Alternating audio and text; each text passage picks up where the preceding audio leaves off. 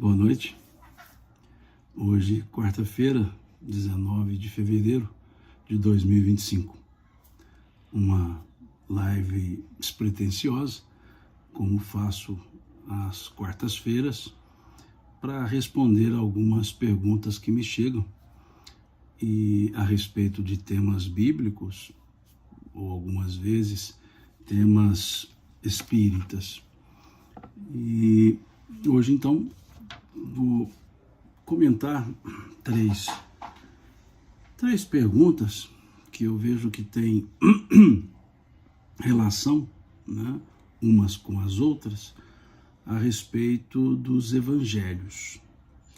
Foi me perguntado sobre qual foi o primeiro evangelho escrito, foi me perguntado o que significa, por que o termo evangelhos sinóticos, e uma terceira pergunta, por que o Evangelho de João não tem parábolas, se essa era a didática do Cristo? Eu achei que são três perguntas interessantes, três perguntas bem interessantes. Vamos conversar então sobre elas e tentar entender um pouco essa dinâmica dos evangelhos, da composição dos evangelhos. Nós temos um grupo de evangelhos, que são os 4 evangelhos constantes no Novo Testamento, que nós chamamos de canônicos. E há outros textos, também chamados de evangelhos, que a terminologia adotada para eles é apócrifo, ou seja, evangelhos apócrifos. Então nós temos 2 conjuntos, os chamados evangelhos canônicos e os evangelhos apócrifos. Apócrifo significa escondido, ou seja, não trazido a público. Então os evangelhos canônicos são os que compõem a estrutura do Novo Testamento. Entenderam canônicos aqueles que estruturaram a composição do livro Novo Testamento, que foi sendo trabalhado, ajustado durante alguns séculos. Lá no século IV é que nós temos uma compilação feita por Jerônimo, São Jerônimo, na tradição católica, a pedido do Papa Dámaso I, que então teremos um primeiro texto estruturado da Bíblia, e esse texto estruturado da Bíblia, os 4 evangelhos no Novo Testamento. É a chamada Vulgata Latina, é o termo que se aplica a esse primeiro, texto compilado que foi feito por São Jerônimo. E nesse texto compilado, ele então indica os 4 evangelhos como sendo evangelhos canônicos. Ele até diz ao Papa Dámaso que o que foi pedido a ele, a Jerônimo, era uma tarefa por demais difícil, porque caberia a Jerônimo julgar quais evangelhos, quais textos eram tidos como verdadeiros, quais textos poderiam ser chamados canônicos, ou seja, que podiam compor os cânones da Igreja.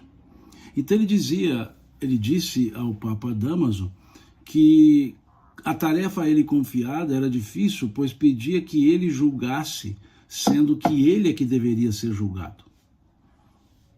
Porque ele se dizia não ter os predicados para um trabalho dessa envergadura. Mas fato é que ele compilou os textos e estruturou-os, como hoje conhecemos na Bíblia, os 4 evangelhos: Mateus, Marcos, Lucas e João, chamados então evangelhos canônicos. Outros evangelhos existiam, sim. Evangelhos escritos em diversas eras. Nós temos evangelhos chamados apócrifos, por exemplo, Evangelho de Tomé, Evangelho de Madalena, que o estudo dos textos por estilo literário, a literatura chamada História de Vidas, leva esses textos a terem sido escritos no século VI. Então, por isso que não compõem esses chamados evangelhos apócrifos, não compõem a estrutura dos cânones ou do cânone, porque analisando o estilo literário, o estilo de escrita, percebe-se que esses textos, em maioria, têm um estilo de uma literatura, desculpa, um estilo literário dos textos do século VI, o que faz com que a temporalidade seja questionável. Por isso, deixa-se a ideia de apócrifos, escondidos, não revelados ao público, não trazidos a público. Não quer dizer escondido não se possa ler, quer dizer não foi tratado a público. E esses 4 evangelhos, Mateus, Marcos, Lucas e João, pelo estilo de escrita, atribui-se a ideia que eles teriam sido escritos entre o ano 50 e o ano 100 da, óbvio, nossa era. Então, por isso é que esses textos foram dados como canônicos pela proximidade da data da escrita à data dos fatos, ou às datas dos fatos. Por isso sugerem-se esses 4 evangelhos para a estrutura canônica. Então é importante nós percebermos que sim, é uma compilação. Pode ter ficado algum texto de fora? Pode. Pode ter havido interpolações nos textos que foram escolhidos? Sim. E se nós observarmos nas Bíblias católicas, os evangelhos vêm escritos, ou vêm com o título, Evangelho segundo, ou seja, Evangelho segundo Mateus, Evangelho segundo Marcos, segundo Lucas, segundo João, diferente de outros das Bíblias, por assim chamá-las, protestantes, que vem Evangelho de Mateus, Evangelho de Marcos, Evangelho de Lucas, Evangelho de João, sem a ideia de segundo. Essa ideia de segundo Mateus, Marcos, Lucas e João, ela vem da Vulgata, ela vem da tradução de São Jerônimo, que ele explica na sua, por assim chamar, carta enviada ao Papa Dámaso, que ele faz uma compilação de textos por analogias de estilos. Um texto sabidamente de Mateus, a ele agregavam-se textos semelhantes em forma, em estrutura literária, em forma de escrita, em estilo. Então ficava a ideia de texto segundo o estilo de Mateus, texto segundo o estilo de Marcos, texto segundo o estilo de Lucas, e então adotou Jerônimo, na tradução da Vulgata, a ideia de Evangelho segundo, mostrando ele que foi feito um trabalho de associação de textos, compilação de textos, ajuntamento de textos, e criou-se a ideia, esses são Mateus, esses são de Marcos, esses são de Lucas, esses são de João. Essa foi a forma lá de Jerônimo ao fazer essa tradução para a língua latina, a tradução chamada Vulgata.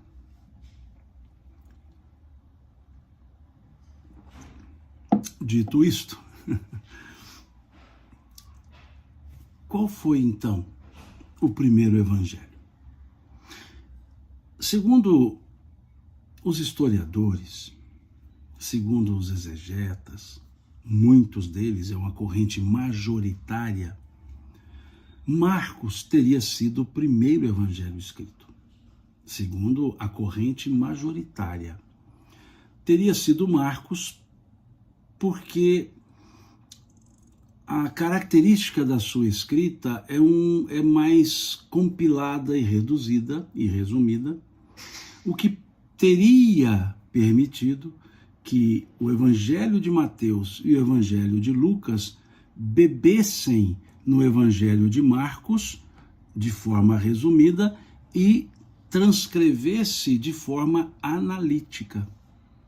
É como se Marcos servisse de base para o aprofundamento, para da forma sintética ir à forma analítica, para Mateus e Lucas.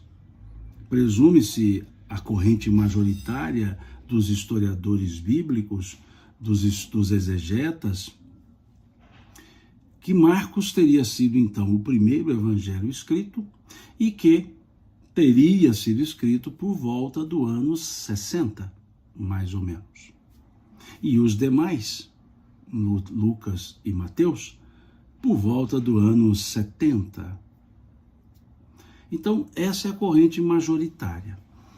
Há uma outra corrente, e nessa outra corrente está Santo Agostinho, ou estava Santo Agostinho, que entendia que Mateus, e essa a corrente é minoritária, entende que Mateus é o evangelho que foi escrito em primeiro lugar.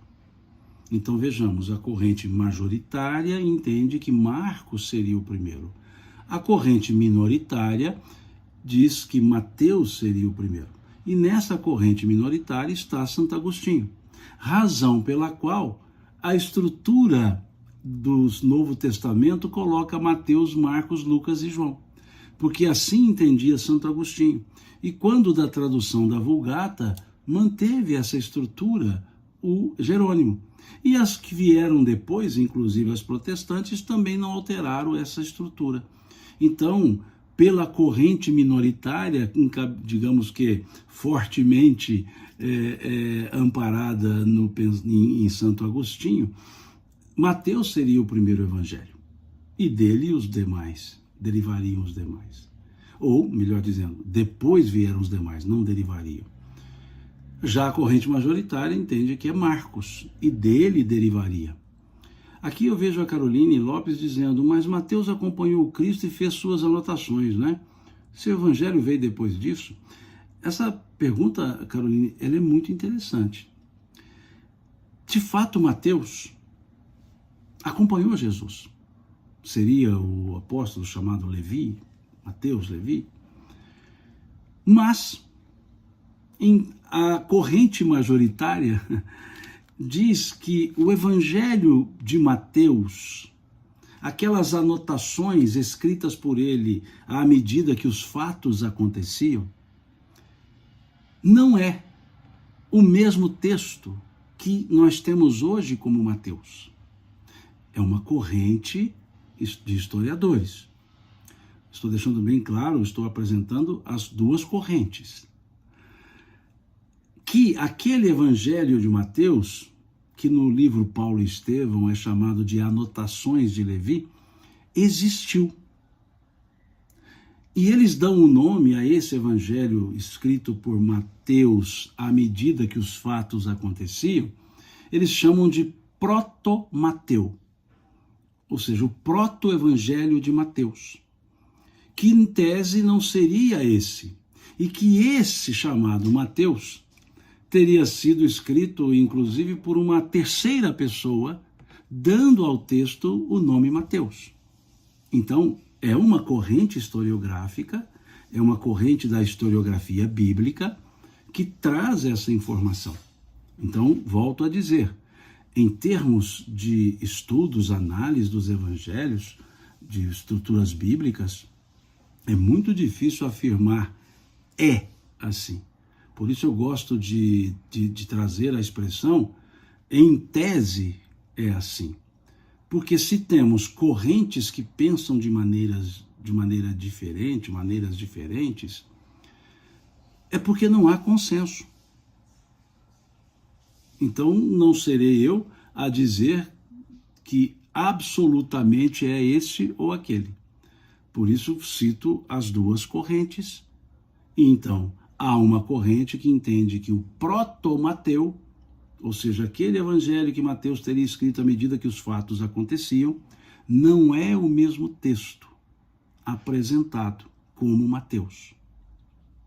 Se olharmos o livro Paulo e Estevão, de autoria de Emmanuel, nós veremos que Mateus grafava. Diz Emmanuel que ele registrava, anotava à medida que ele acompanhava os acontecimentos. E lá no livro Paulo e Estevão é chamado de Anotações de Levi. Levi Mateus. Então, até valendo-se dessa corrente, é que nós temos, por exemplo, na série The Chosen, nós temos lá um Mateus que faz as anotações à medida que ele vai observando os fatos. Por que a série bebeu nessa ideia? Porque há uma corrente historiográfica bíblica que entende isso, que entende e divulga que sim, Mateus escreveu à medida que os fatos aconteciam. Mas há um elemento na corrente dizendo que o evangelho, o proto-Mateu, teria desaparecido e o Mateus, ou seja, o evangelho de Mateus, que hoje é visto no Novo Testamento, seria um segundo texto que alguns historiadores entendem não teria sido escrito pelo Mateus, mas por alguém que nominou o evangelho Mateus. Então, creio que tenha respondido a pergunta que me foi feita aqui pela Carolina.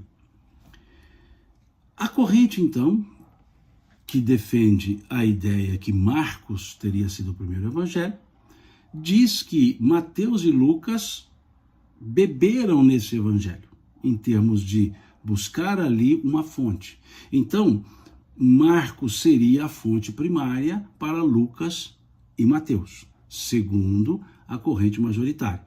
Segundo a ideia, então, de Santo Agostinho e uma corrente minoritária, Mateus teria sido o primeiro evangelho, e esse texto de Mateus que está nos evangelhos, ou melhor, no Novo Testamento, seria o texto original de Mateus.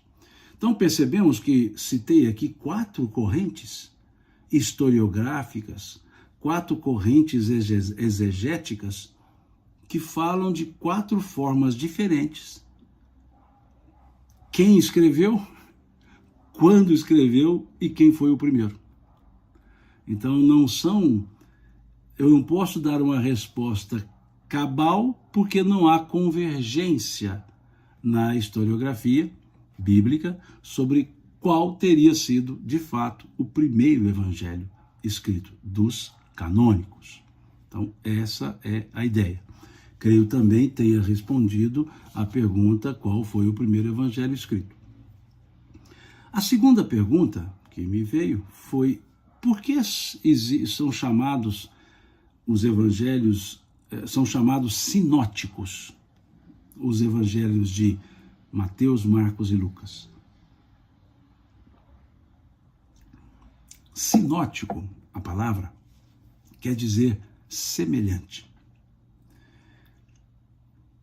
Entenderam os exegetas, historiadores bíblicos, que os 3 evangelhos, Mateus, Marcos e Lucas, guardam muitas semelhanças, embora tenham objetivos distintos, guardam muitas semelhanças em narrativa, fatos, conjunto de ensinamentos, dentre eles parábolas, que os diferencia muito do Evangelho de João.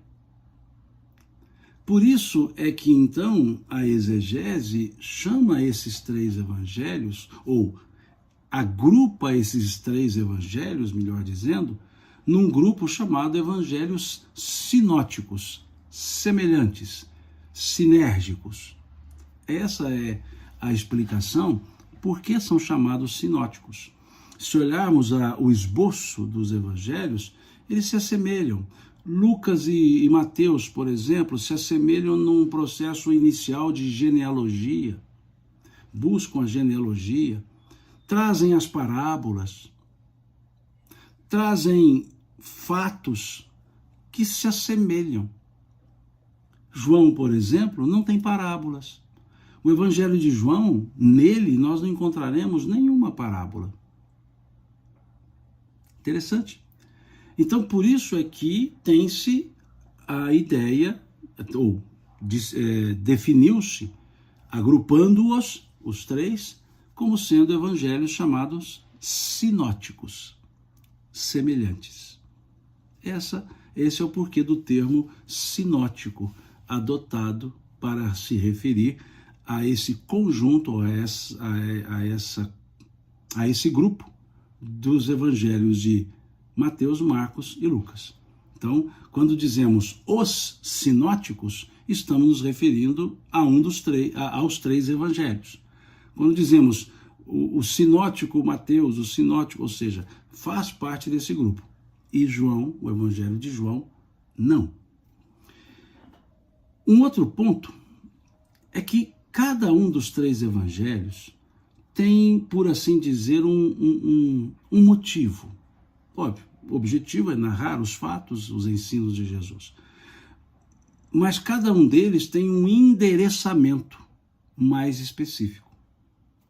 Por exemplo, o Evangelho de Mateus, ele foi escrito dirigido aos judeus. Por isso, o Evangelho de Mateus é muito rico em colocar cumprimento de tradições, melhor dizendo, cumprimento de profecias. É muito comum vermos em Mateus para dizer, e para cumprir o que foi escrito, e para cumprir a profecia. Então Mateus tem essa característica porque a ideia dele é demonstrar aos judeus que Jesus era o Messias. Por isso ele escreve aos judeus. E busca sempre mostrar que Jesus cumpria aquelas profecias que falavam do Messias. Que Jesus materializava aquilo que os profetas falavam sobre o Messias. Então, são pontos importantes para que nós percebamos o endereçamento. Mateus coloca muitas palavras no idioma aramaico. Aquele evangelho proto-Mateu, presume-se tenha sido escrito em aramaico. O evangelho de Mateus e todo o texto do Novo Testamento, todos os livros, foram originalmente escritos em grego, tiro plural, escrito em grego. Por isso, pressupõe que o evangelho de Mateus não é aquele de anotações de Levi, do aramaico. Porque os textos, aspas, originais, aspas, grego. E Mateus mantém muitas citações, como, por exemplo, na cruz, Eli, Eli, lama sabachthani. Uma expressão aramaica de uma citação de Salmo que foi escrita em hebraico. Eloi, Eloi, lama sabachthani, Eli, Eli, lama sabachthani. Mateus tenta manter alguns termos, como que mostrando aos judeus que Jesus era o Messias. Então é um evangelho cuja estrutura guarda relação com a literatura judaica, com, melhor dizendo, o estilo literário judaico para a época do primeiro século. Marcos, entendem os evangelistas, entendem os exegetas e historiadores bíblicos, Marcos escreveu o seu evangelho para os cristãos de Roma, para os cristãos que ficavam em Roma. Tanto que ele não se preocupa, Marcos, em trazer uma genealogia.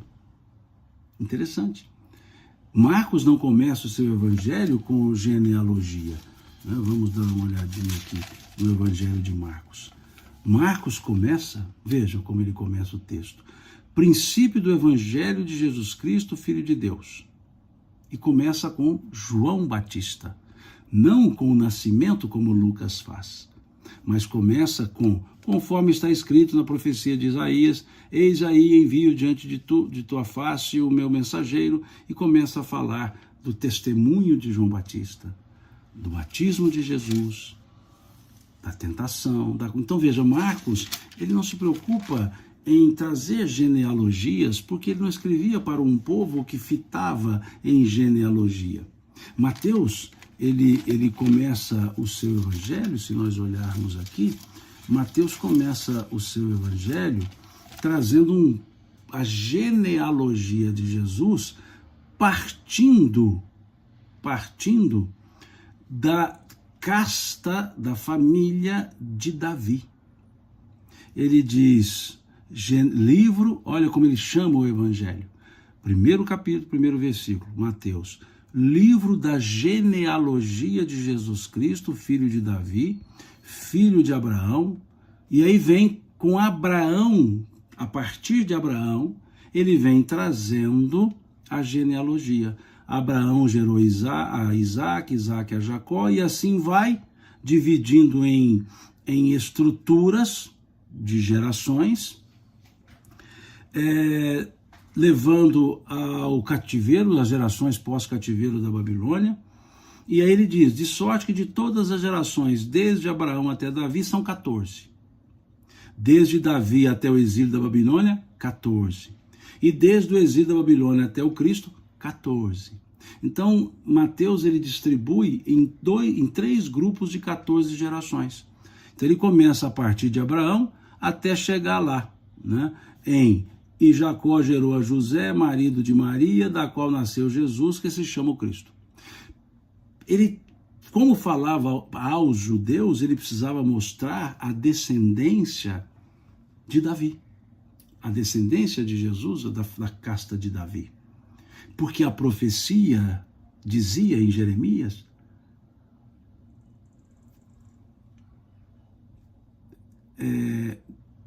de ti, Belém, que não é a menor das cidades, da menor das cidades de Belém, cidade de Davi, virá o Salvador. Então precisava fazer uma acomodação. De tu, Belém, né, que não é a menor das cidades, virá o Salvador. Então, a Belém é a cidade de Davi. Então dizia a profecia que da cidade de Davi viria o Messias. Então vem a ideia, Mateus trabalhando com o nascimento de Jesus em Belém e trazendo a genealogia da casta para Davi. Escreveu para os judeus. Marcos, como já dissemos, aos romanos, por isso ele não busca genealogia. Lucas escreve o seu evangelho para os gentios, os cristãos gentios. Agora, há um detalhe em Lucas. Embora ele escreva para o grupo de gentios, o evangelho de Lucas é como se fosse uma carta, porque é o único evangelho que é direcionado a uma pessoa. É interessante. E isso é Lucas quem diz. Está logo no primeiro capítulo, primeiro versículo do evangelho de Lucas. Ele dizendo, Visto que muitos houve que empreenderam uma narração coordenada dos fatos que entre nós se realizaram, conforme nos transmitiram os que desde o princípio foram deles testemunhas oculares e ministros da palavra, igualmente a mim me pareceu bem, depois de acurada investigação de tudo desde sua origem, dar-te por escrito, excelentíssimo Teófilo. Veja, excelentíssimo Teófilo, uma exposição em ordem para que tenhas plena certeza das verdades em que foste instruído. Então o Evangelho de Lucas, ele escreve como direcionando o motivo para Teófilo. Ele diz isso, para Teófilo. E é interessante que ele diz que ele escreveu fatos que outros já narraram. Então deixa claro que Lucas não seria o primeiro a narrar. E ele diz que fez uma acurada investigação e quis informar desde o princípio. E colocando os fatos em ordem. Então percebe-se no Evangelho de Lucas uma certa cronologia. E quando ele fala acurada investigação desde a origem, desde o princípio, explica por que Lucas começa o seu evangelho falando de Zacarias e Isabel, que são os tios, os primos, os primos de Maria, por decorrência primos de Jesus, e que são os pais de João, o Batista. Então veja, antes de falar da anunciação a Maria, antes de falar da gravidez de Maria, ele vai falar da anunciação do nascimento de João ao pai, Zacarias. Então, por isso que Lucas é o evangelho mais trabalhado. E ele faz investigações, como ele disse logo já no início do evangelho. Então ele investiga ouvindo de Pedro, ouvindo de Maria, ouvindo de Paulo, ouvindo de outros. Como ele diz, ele escreve aqui, né? Conforme nos transmitiram os que desde o princípio foram deles testemunhas oculares e ministros da palavra. Então, veja, essa é a estrutura de Lucas. E a preocupação dele não é provar que Jesus era o Messias, era escrever aos gentios a ideia de que a mensagem de Jesus era para eles também. E ele vai montar a estrutura do nascimento de Jesus a partir da anunciação do nascimento de João, o Batista. Então, o versículo 5 do capítulo 1 do Evangelho de Lucas começa a narrativa e começa dizendo: nos dias de Herodes, rei da Judéia, houve um homem chamado Zacarias. E começa a falar de Zacarias para frente.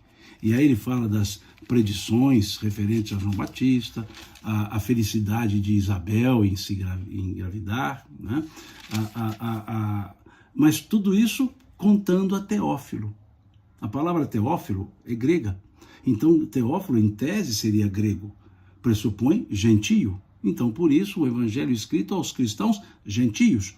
E ele diz, né, que ele escreve isso a Teófilo para que ele, Teófilo, tenha plena certeza das verdades em que Teófilo foi instruído. Então, mostrando que Teófilo era um cristão grego, gentil. Teófilo quer dizer fileo, amigo, theo, Deus. Teófilo significa amigo de Deus. A palavra grega, fileo, né? Amigo, companheiro, e Theo, né? Deus. Amigo de Deus é o significado do nome Teófilo. E essa é a estrutura de Lucas. Cada um dos três dirigidos a um grupo de pessoas e trazendo um motivo. A figura do Cristo, a figura de Jesus, no aspecto pessoa, a figura do Cristo, o aspecto messiânico, e aí os seus ensinos, com um conjunto de cronologia, fatos e escritos, ou falas. E aí o Evangelho de João, que não tem essa sinergia, não tem essa semelhança, não é chamado de sinótico. Então ele é o quarto evangelho, e de fato na escrita também teria sido o último a ser escrito. Presume-se que ele tenha escrito do ano 90 ao ano 100, mais ou menos. E é chamado de o evangelho da maturidade. E aí vem a terceira pergunta que me foi feita. O Evangelho de João não tem parábolas. Por que o Evangelho de João não tem parábolas, se essa era a didática do Cristo? Aí vamos entender os motivos do Evangelho. Dissemos os motivos dos sinóticos. E qual o motivo do Evangelho de João? Eliseu Rigonati o chama até de Evangelho da Espiritualidade. Outros o chamam de Evangelho da Transcendência. Outros chamam de Evangelho da Maturidade. Por que maturidade? Porque João escreve, já com seus 90 anos, por assim dizer, já idoso, depois de vivenciar fatos, depois da perseguição aos judeus, depois da destruição do templo em Jerusalém, depois de sua prisão e de seu exílio em Pátimos, é que ele vem escrever. Como que uma pessoa madura, que já podia avaliar a consequência da reverberação dos fatos. João escreve depois que Paulo leva o evangelho para diversas nações, que Pedro, que os outros apóstolos levam. Todos os apóstolos já tinham falecido, ou seja, desencarnado, se assim quiserem usar o termo. Todos eles já tinham falecido. Já havia a diáspora, ou seja, a dispersão do povo judeu com a invasão da Judéia pelo Império Romano, a invasão de Jerusalém, a destruição física do templo de Jerusalém. Então, tudo isso já havia acontecido. Aquele incêndio de Roma atribuído aos cristãos, as perseguições, por isso a maturidade. E João, o objetivo do seu evangelho é mostrar a sacralidade, é mostrar a transcendência de Jesus. Por isso, João não se atém muito à factualidade cronológica. E por isso, João não trouxe parábolas. Não, seria uma especulação da minha parte dizer que é por isso que ele não trouxe. Não. Retire o por isso. Eu não posso dizer que por isso não tem parábolas. Esse conjunto pode indicar por que não há parábolas. Porque a ideia de João era mostrar aquela figura crística. Tanto que ele começa o seu evangelho diferente dos outros três, sem citar personagem. Ele começa o seu evangelho, um prólogo, o primeiro capítulo, falando da encarnação do Verbo. No princípio era o Verbo estava em Deus, né? O Verbo estava com Deus e o Verbo era Deus, e ele estava no princípio, o Logos, a palavra. Então a ideia ali é ir além, é o aspecto da espiritualidade. E ele vem trazer o evangelho de João, ele vem trazer um elemento de Jesus, o Cristo, e Jesus, homem. Ali ele faz o jogo. Jogo não é bem a palavra. Ele faz esse balanceamento, essa harmonização entre Jesus, o Cristo, ou seja, o ungido, o Messias, o esperado, o transcendente, e Jesus, o homem, que conviveu com aquelas pessoas, que esteve presente naquela sociedade. Então, na estrutura joanina, as falas, os ensinos de Jesus, eles são, digamos, objetivos, sem a alegoria, porque pressupõe-se que, por escrever lá pelo ano 100, depois de toda uma estrutura de perseguições, idas e vindas, morte de Pedro, Paulo e dos demais apóstolos por suplícios, por meios supliciosos, haveria uma maturidade para uma fala direta.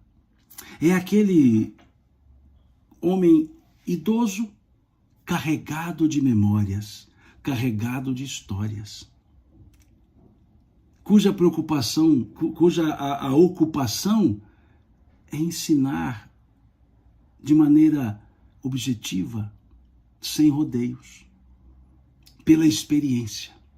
Então João, sabidamente, sem entrar no mérito lá do Mateus e proto-Mateu, João sabidamente era o testemunho ocular dos fatos. E então podemos dizer que o evangelho de João é o evangelho das memórias. Marcos, Lucas não conviveram com Jesus. Mateus tem a discussão de se esse do evangelho de Mateus é o proto-Mateu, mas João não. E aí a estrutura do evangelho de João, ela já é bem diferente. Ele fala então do prólogo, ele tem um prólogo diferente dos outros três, tem uma introdução que é sobre o verbo, aparentemente total desconectado da factualidade. Então ele tem esse prólogo. Depois ele começa com o testemunho de João Batista, vai para o chamado dos primeiros discípulos, fala dos milagres, e é uma tônica do Evangelho de João, a fenomenologia. Ele narra muitos milagres e vai para o primeiro, lá de Caná, vai para a primeira purificação do templo, traz o diálogo de Jesus com Nicodemos, para falar do nascer de novo, volta ao testemunho de João Batista, aí Jesus falando de João Batista, Jesus falando da envergadura de João Batista, dos que de mulher nasceram, ninguém é maior do que João, mas o menor no reino dos céus é maior do que João. Fala de Jesus em Samaria, narra a viagem a Sicar, na Samaria, narra aquele belíssimo encontro de Jesus com a mulher samaritana, um diálogo excepcionalmente profundo. Fala da ideia do alimento espiritual, do pão vivo descido do céu. Fala da fé samaritana, diferente do culto judeu, Fala da cura do filho do oficial lá em Caná. Fala da ida de Jesus a Jerusalém. Aliás, no Evangelho de João são várias passagens mostrando Jesus em Jerusalém. Fala da cura daquele paralítico do tanque de Betsaida. Traz a ideia do Jesus transcendente, quando ele traz ali Jesus e o Pai, a ideia da unicidade em pensamentos dos dois. Meu Pai e eu somos um na questão de pensamentos. Mostra que Jesus era o enviado de Deus. Traz aquela ideia dos milagres, mais uma vez, a multiplicação dos pães, a primeira, que ele alimenta 5.000 pessoas. Aquele fato de Jesus caminhar sobre as águas e o diálogo com Pedro, em que Jesus diz homem de pequena fé. Fala das controvérsias do pensamento dos fariseus. Vai narrar Jesus na festa dos tabernáculos. Traz um texto demonstrando Jesus ser o Messias, traz no seu conjunto de texto, lá capítulo 7, salvo engano, a partir do versículo 14, que ele vai tratar essa ideia do Jesus é o Messias, numa forma interrogativa, mas mostrando o aspecto transcendente, espiritual do Messias e não o aspecto do Messias libertador, belicoso. Traz o testemunho de Jesus sobre si mesmo, Jesus atestando sobre sua transcendentalidade, que está lá no capítulo 8 do Evangelho de João. Fala da cura de um cego lá de nascença, lá do capítulo 9 do Evangelho de João, a cura do cego de nascença, em que há uma pergunta belíssima, feita por um dos discípulos: Senhor, quem pecou para que ele nascesse cego? Foi ele ou foram seus pais? E Jesus traz uma resposta muito rica, dizendo: nem ele pecou, nem seus pais, nasceu assim para que verificasse nele a glória de Deus. Uma pergunta que leva a boas análises do processo reencarnatório, porque aquele discípulo de Jesus pergunta se foi o próprio cego que pecou para nascer cego. Se nasceu cego, como seria o cego o pecador, se ele já nasceu cego, a não ser se houvesse a ideia de uma vida anterior?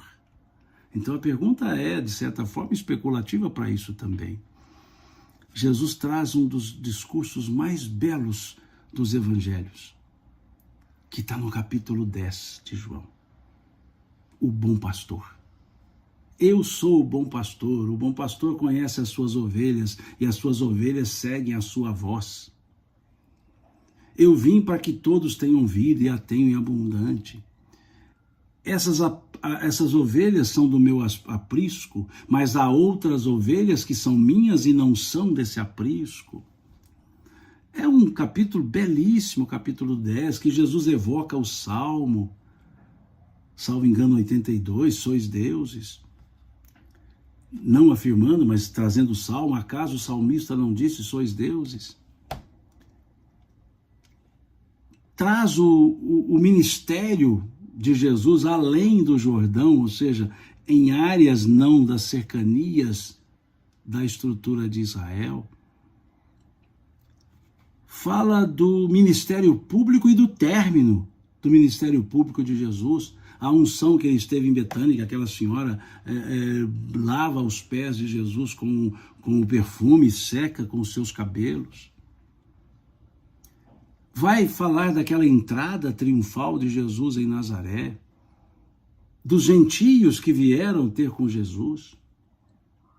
Mostra a crítica de Jesus sobre a incredulidade dos fariseus. E segue o evangelho. Ali mostra o lava-pés, a traição de Judas, e traz no capítulo 17 a mais bela demonstração de uma oração de intercessão por outras pessoas. O capítulo de João, capítulo 17 do Evangelho de João inteiro, é a intercessão de Jesus em favor dos seus discípulos. É uma prece que Jesus faz a Deus, pedindo para que ele proteja e cuide dos discípulos. É o capítulo 17 inteiro. Uma oração belíssima. A exegese chama de oração intercessória. Fala da prisão e do julgamento de Jesus, da crucifixão, da morte, do sepultamento, da, aspas, ressurreição. Tem um epílogo, diferentemente dos demais. Nesse epílogo, ou seja, nos últimos momentos, fala daquela pesca milagrosa depois de Jesus, aspas, ressuscitado. Fala da reintegração de Pedro. E depois João encerra o evangelho, falando que muitos outros feitos Jesus praticou. Muitos outros feitos. E que se fossem narrados esses outros feitos, livro nenhum comportaria esses outros feitos. Que é justamente os 2 últimos versículos do seu evangelho, lá do capítulo 21, este, diz, é o discurso que dá testemunho a respeito dessas coisas e que as escreveu, e sabemos que o seu testemunho é verdadeiro.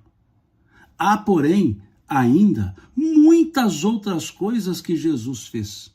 Se todas elas fossem relatadas uma por uma, creio eu que nem no mundo inteiro caberiam os livros que seriam escritos. Então significa que as narrativas que estão nos evangelhos, nos Atos dos Apóstolos, não cercam todos os fatos, mas aqueles escolhidos pelos evangelistas. No caso, o Ato dos Apóstolos, escrito por Lucas. E lá no Ato dos Apóstolos, nós veremos, inclusive, frases ditas por Jesus que não estão nos 4 evangelhos.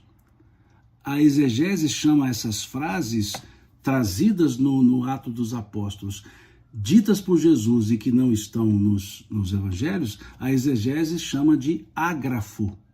São chamados ágrafos. O que é um ágrafo? Palavras de Jesus que estão no Velho Testamento, mas que não constam nos evangelhos. Ágrafos. E como bem dito por João, que Jesus disse e fez tantas outras coisas que, se narradas, não caberiam, nós temos a literatura espiritual, de Amélia Rodrigues, por exemplo, de Humberto de Campos, que trazem, na forma de crônicas, traz alguns fatos ocorridos com a presença de Jesus, que não estão nos evangelhos. Ah, então são invenções? Não, estão lastreadas na ideia de que outros fatos ocorreram, vários outros, conforme João escreve no último versículo do seu evangelho. E há uma outra característica interessante no evangelho de João. É o único evangelho onde não é citado o nome de João. Se nós olharmos os outros evangelhos, nós encontraremos, na escolha dos 12, nós encontraremos a citação do nome dos 12. E encontraremos a citação do nome dos 12 com o nome de João. Mas no Evangelho de João, quando João cita os 12, ele não cita o nome João. E não há no Evangelho de João o nome João. Há no Evangelho de João, para se referir ao apóstolo João, a expressão aquele que Jesus amava.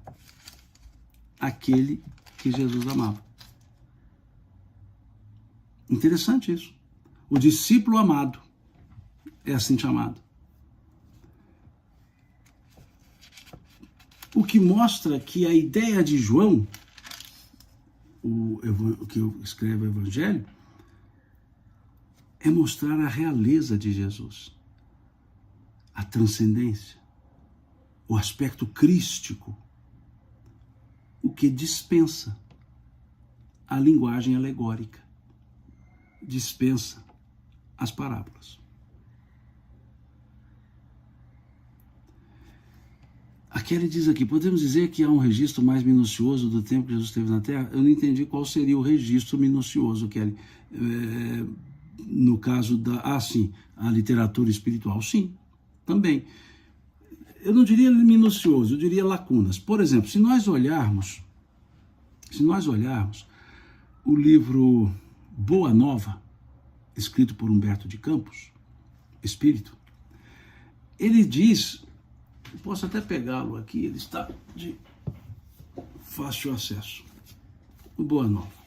Logo na introdução, ele coloca que existem diversos textos que ele chama de folclore dos céus. Ele diz assim, dos milhares de episódios desse folclore do céu, consegui reunir 30 e trazer ao conhecimento do amigo generoso e tal. O que ele está dizendo? Que de vários acontecimentos, milhares que estão narrados nas bibliotecas celestes, ele trouxe 30.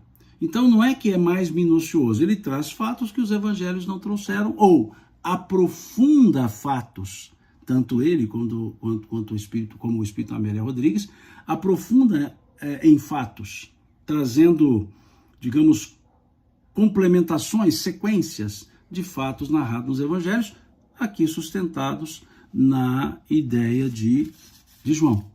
Então também tem essa curiosidade, né, de João não citar o seu próprio nome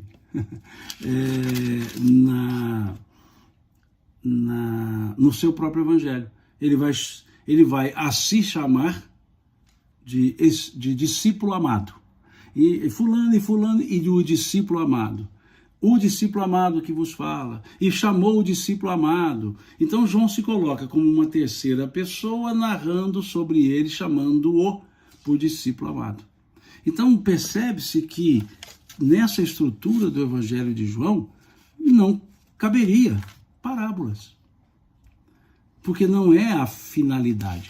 E João mostra isso, podemos ver claramente isso, no capítulo 16 do seu Evangelho. Quando ali no capítulo 16, ele vai nos mostrar uma fala de Jesus muito interessante, dizendo: essas coisas vos tenho dito por meio de figuras. Vem a hora em que não vos falarei por meio de comparações, ou seja, por parábolas, mas vos falarei claramente a respeito do Pai. Naquele dia pedireis em meu nome, e eu não vos digo que rogarei ao Pai por vós, porque o próprio Pai vos ama, visto que me tendes amado e tendes crido que eu vim da parte de Deus. Vim do Pai e entrei no mundo, todavia deixo o mundo e vou para o Pai.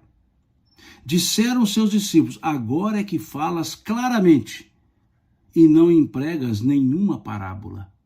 Agora vemos que sabes todas as coisas e não precisas de alguém para que te pergunte. Por isso cremos que de fato vieste de Deus. Então o próprio evangelista João coloca aqui que com a maturidade o ensino seria direto, objetivo e não por meio de conjuntos de parábolas. Então vejamos capítulo 16, versículos 25 a 30, 25 a 30. E aqui sugiro esse passeio pelo Evangelho de João para perceber esse conjunto, né? Por que de alguns chamá-lo de o Evangelho da espiritualidade, alguns chamá-lo de o Evangelho da transcendência, alguns chamá-lo de o Evangelho da maturidade. E temos aqui coisas belíssimas, capítulo 14, capítulo 15 e capítulo 16 do Evangelho de João, que não é o nosso foco, e podemos colocar esses estudos nos nossos estudos de domingo pela manhã, que é sobre o Velho Testamento.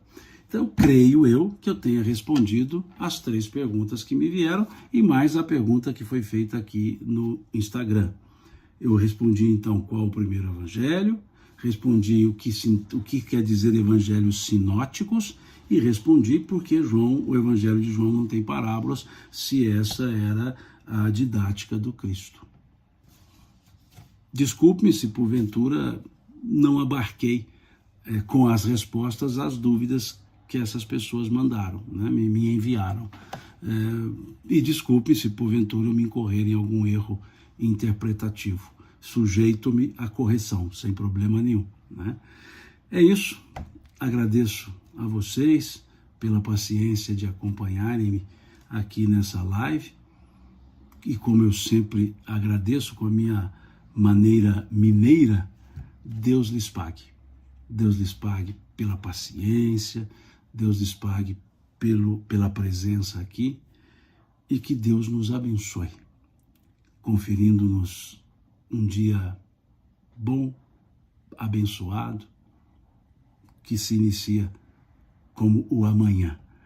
Hoje, quarta, então um bom resto de semana para todos nós e até domingo que vem, até domingo, com o nosso estudo do Novo Testamento, às 9 da manhã.